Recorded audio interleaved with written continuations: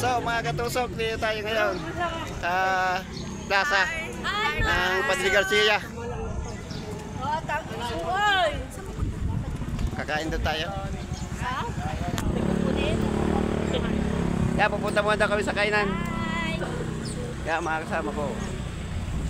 Walang haba ng ano dito. Ba? Ang mamay sa kaling! Anong oras ka sumakay?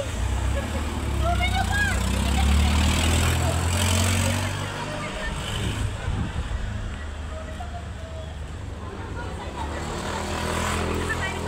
Yan si Doroy. Shout out na Doroy.